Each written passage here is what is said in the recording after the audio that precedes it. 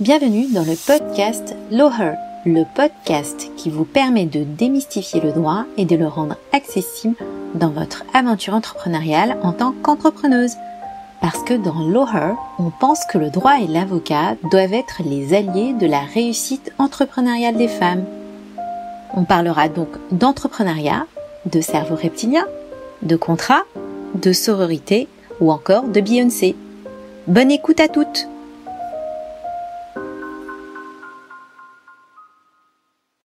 Épisode 5. Quand l'amour joue des tours à l'entrepreneuse. Hello à toutes, je suis Estelle B, avocate en droit des affaires. J'espère que vous allez bien. Je suis heureuse de vous retrouver aujourd'hui sur mon podcast Lawher pour un nouvel épisode. Et aujourd'hui, je vous propose un épisode un peu spécial qui mêle à la fois amour, argent et entrepreneuriat. Si vous êtes mariée et que vous êtes entrepreneuse ou que vous comptez vous lancer en tant qu'entrepreneuse, c'est un épisode que je vous recommande fortement d'écouter. Si vous avez envie de lancer un projet avec votre conjoint, même chose, écoutez l'épisode. Et si vous n'êtes pas marié, il sera quand même riche d'enseignements parce qu'on ne sait jamais ce que la vie nous réserve. Parce que dernièrement, j'ai reçu pas mal de personnes en consultation sur des questions de régimes matrimoniaux. J'ai vu aussi certains de mes proches faire des choix qui m'interrogent. C'est pour ça que j'ai eu envie aujourd'hui de vous proposer cet épisode pour vous aider à y voir plus clair. Peut-être que vous serez d'accord avec moi ou sans doute non. Parce que l'objectif justement de cet épisode, c'est de faire en sorte que vous vous interrogez sur votre situation personnelle. Souvent, mes interrogations viennent lorsque je rencontre des clientes qui me racontent leurs histoires. C'est comme par exemple cette cliente qui vient me voir et qui m'explique qu'elle veut divorcer. Elle découvre donc qu'elle est mariée sous le régime de la communauté légale. C'est le régime qu'on choisit par défaut si vous n'en décidez pas autrement devant un notaire. Et elle se rend compte que la moitié de la valeur de son entreprise qu'elle a créée revient au futur ex-mari à l'issue du divorce. C'est aussi cette cliente qui n'envisage pas un seul instant de réfléchir au régime matrimonial applicable à son mariage. Parce que dans la famille, on ne fait pas de contrat de mariage. On ne divorce pas dans la famille. Vous comprenez, n'est-ce pas? C'est cette cliente qui fait du chiffre avec sa société, mais qui pour le coup a décidé de se sous-payer parce que le mari gagne suffisamment bien. Et pour éviter que le couple ne paye trop d'impôts, elle préfère se payer moins. Et surprise, surprise, elle n'a droit qu'à très peu de droits à la retraite. C'est aussi cette cliente qui préfère facturer avec la boîte de son mari parce qu'elle ne veut pas avoir à faire de la paperasse. Elle se demande donc aujourd'hui comment faire pour récupérer l'argent qui se retrouve dans la boîte du dit mari, maintenant que ça commence à sentir le roussi pour X raisons. Et c'est aussi ces femmes très nombreuses qui passent des années à travailler dans la boîte de leur mari et qui se rendent compte qu'elles vont récupérer une retraite dérisoire car elles n'ont jamais été rémunérées à titre personnel et n'ont jamais cotisé comme il le fallait. Des clientes comme ça, j'en vois presque tous les jours. Alors je m'interroge. L'idée n'est pas ici de faire un procès à l'amour, évidemment, mais plutôt de faire un procès à l'idée romantique de l'amour. Est-on obligé de faire des sacrifices au nom de l'amour pour qu'au final, les femmes entrepreneuses se font complètement avoir ou au mieux se retrouvent dans une détresse économique en vieillissant? Vous pouvez ne pas être d'accord avec moi. Mais si tout ce que je viens de vous dire résonne en vous, je peux vous donner aussi une bonne nouvelle. Il est tout à fait possible d'éviter tout ceci. L'idée, c'est d'anticiper et de renseigner. Vous commencez à me connaître. C'est le conseil que je vous donne à chaque fois. On va passer donc un peu en revue ce qu'il convient de faire pour allier à la fois entrepreneuriat, protection et amour.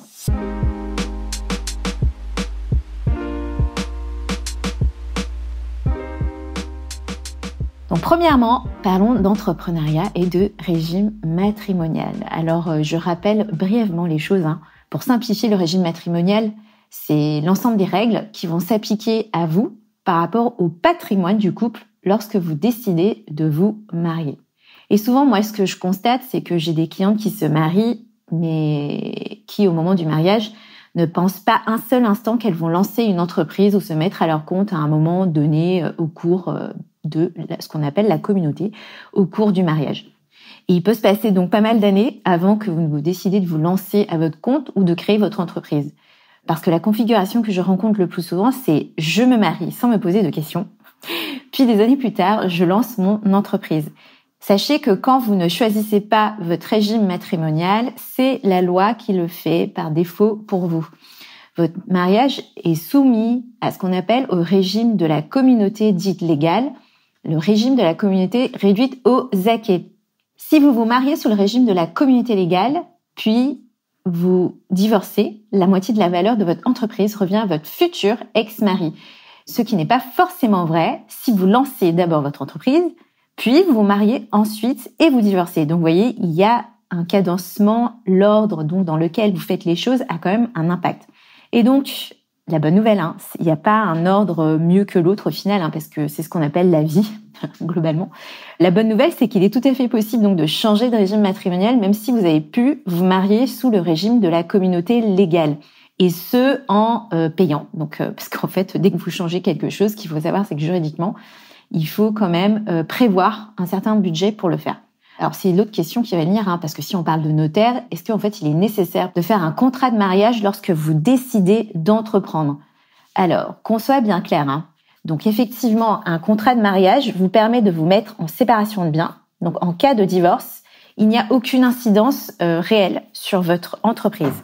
L'ensemble de la valeur de l'entreprise vous reviendra. Donc, si par exemple votre entreprise vaut, 100 000 euros, en fait, vous n'aurez pas à payer, à reverser, on va dire, 50% des 100 000 euros à votre conjoint. En fait, votre ex-mari, ne pourra pas obtenir la moitié de ce que vous avez. Ça, c'est ce qui se passe en général. Donc, certains de mes confrères ainsi que des notaires sont catégoriques. Pour eux, il vaut mieux mettre en place un contrat de mariage avec un régime de séparation des biens. Votre entreprise restera la vôtre si vous la cédez après le mariage. Moi, j'ai une autre opinion là-dessus. En fait, j'apporterai un peu plus de nuances. En fait, moi, dans mes consultations, j'ai déjà pu voir des époux se mettre d'accord sur le fonctionnement et surtout l'enrichissement du couple. Tu te dédies plus à ton activité entrepreneuriale et moi, je m'occupe des enfants pendant que tu travailles pour enrichir le foyer familial. Dans ce cas-là, la question qui peut se poser, c'est pourquoi est-ce qu'on conclurait un contrat de mariage qui, au final, ne me laisserait finalement rien. Et chose intéressante, j'ai aussi entendu en discutant avec des chefs d'entreprise, en fait, ils m'expliquaient qu'ils n'avaient pas fait de contrat de mariage parce qu'ils étaient bien conscients que sans leur femme, ils n'auraient jamais pu arriver à faire en sorte que leur entreprise en soit là maintenant, c'est-à-dire valoir des millions. À vrai dire, le maître mot, en fait, moi, ce que je veux surtout vous faire comprendre, c'est surtout qu'il faut en discuter avant de vous marier pour connaître réellement l'intention de votre futur mari ou votre future femme. Donc ça, c'est vraiment très, très, très important. Le notaire est là pour vous guider dans cette recherche de la volonté. Et si, typiquement, vous n'avez pas l'habitude de parler de sous avec votre conjoint, en fait, il peut être intéressant de demander à un tiers de vous aider sur ces points pour vous protéger comme il faut. C'est pour ça que, encore une fois, il n'y a pas de solution toute faite, mais plutôt une solution qui correspondra à vous et à votre mari. Alors, une fois qu'on a vu cette question cruciale du régime matrimonial, c'est-à-dire, lorsque vous vous mariez, quelles sont les règles en réalité qui vont s'appliquer à vous, typiquement, si derrière, il y a un projet entrepreneurial. Donc, le deuxième point important, c'est qu'on va parler du fait d'aider votre +1, lui-même est entrepreneur. Alors, c'est des clientes en général que j'ai plus rarement parce qu'elles ne sont pas elles-mêmes à la tête de l'entreprise, mais en fait, que je les rencontre moi souvent dans les opérations de cession d'entreprise parce que je fais aussi ça. J'aide en fait les entrepreneurs à racheter ou à vendre en fait leur entreprise. Et souvent, moi, ce que je constate, c'est que ça se matérialise de cette façon. En fait, c'est des femmes qui n'ont pas de mandat social. Qu'est-ce que ça veut dire? C'est qu'elles ne sont ni gérantes, ni directrices générales dans l'entreprise de leur mari. Donc, typiquement, elles n'ont aucun titre. Elles ne sont pas non plus associées, donc elles ne sont pas propriétaires au sens propre, donc des actions ou des parts sociales de leur entreprise. Et quelquefois, ces femmes, donc ça, c'est vraiment assez fréquent que je vois. Et surtout, ces femmes, elles ne sont pas forcément rémunérées ou sinon, lorsqu'elles le sont, donc c'est souvent de manière assez faible, en fait, pour éviter qu'il y ait trop de charges. Et en fait, malheureusement, c'est assez choquant ce que je vais vous dire, c'est que sur le papier, elles ne sont rien. Mais vraiment rien du tout. C'est hyper difficile à entendre, mais c'est la réalité. En fait, c'est un des effets collatéraux de l'invisibilisation du travail des femmes. Et il est encore plus réel quand il s'agit d'aider l'entreprise de son mari ou de son partenaire. Évidemment, le mari ou le partenaire, en revanche, lorsque moi je rencontre cette typologie de dossier, quand je regarde, eux, en revanche, à hauteur de combien ils sont payés, ils sont évidemment pas payés à la hauteur, on va dire, donc de leurs femmes. Hein. Eux cotisent une rémunération très très confortable. Et souvent, ce qui se passe, c'est que le couple décide de faire les choses de cette façon parce que, en réalité, ils se disent c'est pas très grave. De toute façon, moi, l'entrepreneur qui suis à la tête donc de l'entreprise, je vais ramener de toute façon pas mal d'argent au foyer. Alors même si elles sont rien sur le papier, en réalité, moi, ce que je constate, c'est qu'elles en font beaucoup. Elles vont gérer les chiffres de l'entreprise, les appels d'offres, par exemple, les relations avec les fournisseurs, les relations clients, les ressources humaines, en plus de, évidemment, gérer la charge mentale domestique. Donc, en fait, moi, ce que je vois, c'est que ça ressemble beaucoup à la charge mentale, on va dire, de l'entreprise. Vous voyez, toutes les choses, on va dire, un peu chiantes un peu, on va dire, difficiles en termes de relations, typiquement avec des fournisseurs et tout. Donc là, elles vont un peu plus arrondir les angles par rapport à leur mari. Moi, souvent, c'est des choses comme ça que je constate dans les opérations de cession d'entreprise. Et en fait, d'un point de vue assez objectif, c'est que ces femmes vont aider leur mari à faire fructifier l'entreprise qui a été créée par ce dernier. Et en fait, en réalité, il n'y a pas vraiment de souci à faire fructifier l'entreprise de son mari. Pourquoi ne pas faire bénéficier de ses qualités relationnelles et de son expérience ou encore de son réseau à son +1 ? En fait, le souci, le principal problème, c'est que sur le papier, elles n'ont pratiquement rien. Et le fait de ne pas être salarié ou mandataire social, le fait de ne pas être rémunéré, peut poser des problèmes en termes de protection sociale, c'est-à-dire tout ce qui est couverture sociale liée à la maladie, la maternité ou encore plus fortement la retraite, parce que malheureusement, ce sont des choses auxquelles en fait on ne pense pas foncièrement. Et là, je rajouterais donc la partie un peu juridique. Hein. C'est pour ça que le statut de conjoint collaborateur a été créé pour mettre en place une protection du conjoint. Donc souvent, donc le conjoint étant une femme, qui va aider l'entrepreneur à créer et à faire fructifier son entreprise. Alors, quand vous avez ce statut, la protection sociale est intéressante, mais à mon sens, il faudrait encore aller plus loin. C'est-à-dire une rémunération intéressante qui permettra une cotisation pour la retraite et un restant de deniers permettant des investissements personnels. Parce que moi, je considère qu'il vaut mieux être plus payé pour derrière s'intéresser, vous voyez, à comment faire pour placer, si je veux m'acheter moi-même, en fait, un bien locatif, commencer à boursicoter, toutes ces petites choses qui vont vous permettre donc d'acquérir un patrimoine au final. Et puis, évidemment, ça c'est la partie droit des sociétés. Moi, ce que je considère qui est vraiment indispensable, c'est une vraie détention de la moitié des actions ou des parts sociales de l'entreprise. Parce qu'au cours de la vie sociale, quand vous êtes associé, ce qu'il faut savoir, c'est que lorsque le résultat est très bon, vous pouvez récupérer la moitié des dividendes s'il y a distribution et si vous détenez la moitié des parts sociales de l'entreprise. Et surtout, donc ça c'est l'hypothèse, on va dire un peu plus donc que je vous souhaite à toutes. Donc hypothèse de jackpot, en cas de revente de l'entreprise, vous récupérez la moitié du prix de cession, ce qui évidemment peut représenter beaucoup d'argent. Donc une fois qu'on a vu cette histoire, donc effectivement de régime matrimonial, lorsque vous vous mariez, comment ça se passe, aussi le fait peut-être d'être une femme qui va aider votre mari à faire fructifier l'entreprise. Le point le plus compliqué au final, donc moi c'est le 3e point que je voulais développer dans cet épisode, le fait d'en parler justement à votre +1. C'est pas forcément évident, c'est pas un point aussi juridique que les 2 derniers que je viens de vous expliquer, mais je l'ai déjà évoqué lorsque j'ai parlé des régimes matrimoniaux.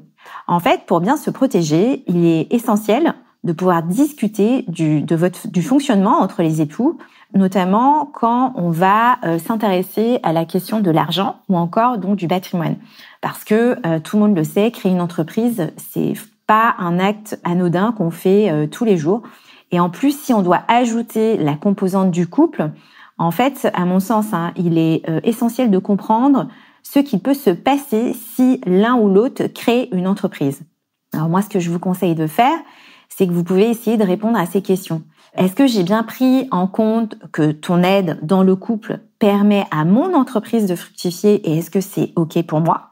Donc ça vaut aussi bien que ce soit vous, en fait, qui créez votre entreprise ou bien que votre mari le fasse ou votre conjoint. Même chose, est-ce que je m'appauvris si je t'aide dans ton entreprise? Est-ce que je suis bien protégée si tu meurs ou si on divorce? Parce que c'est le sujet, donc pourquoi je parle du fait de mourir. Quand vous êtes marié sous le régime de la communauté, ce qui se passe, c'est que pour régler ces histoires de patrimoine et d'argent, il y a un moment où est-ce qu'en fait, on va liquider ce qu'on appelle la communauté, c'est-à-dire l'ensemble des biens qui sont rentrés, qui ont enrichi, on va dire, votre couple. Et le fait de mourir, voilà, c'est aussi un sujet parce que il faut voir dans cette hypothèse qu'est-ce qui vous reviendra ou pas. Et surtout, comment est-ce que je peux bien vivre lorsque je serai à la retraite. Peut-être qu'en écoutant ces questions, vous aurez l'impression que, en fait, les avocats sont réputés pour être particulièrement cyniques quand on discute d'amour. Alors moi, c'est vraiment à travers mes lectures et mon expérience, en fait, je peux vous dire qu'il ne s'agit pas vraiment d'être cynique, mais plutôt d'être lucide sur les conséquences de certains événements de vie qui vont vous affecter en tant qu'entrepreneuse, mais également en tant que femme. Et dans ce cas-là, évidemment, et je répète en fait à chaque épisode, les professionnels du droit en fait sont là pour vous aider. Que ce soit parce que vous avez du mal à comprendre ce qui s'applique à vous en termes de règles, ou encore parce que vous ne savez pas comment aborder la question de l'argent, ou encore du patrimoine au sein du couple. Donc, vous pouvez très bien nous parler de vos angoisses ou encore de vos peurs si un décès ou un divorce devait arriver dans votre couple, en fait, une séparation, quelle qu'elle soit. Donc nous, on est là pour vous aider. En tous les cas, j'espère que j'aurai réussi à vous faire réfléchir sur la vision romantique de l'amour, mais surtout à vous convaincre que l'amour a beaucoup à voir avec l'entrepreneuriat. Donc, c'est tout pour moi aujourd'hui. Je vous retrouve dans 2 semaines dans un nouvel épisode de l'horreur qui sera un peu plus juridique cette fois-ci et qui parlera beaucoup plus d'entrepreneuriat. En attendant, je vous souhaite à toutes une très bonne semaine. Je vous remercie pour votre attention et je vous dis à très bientôt.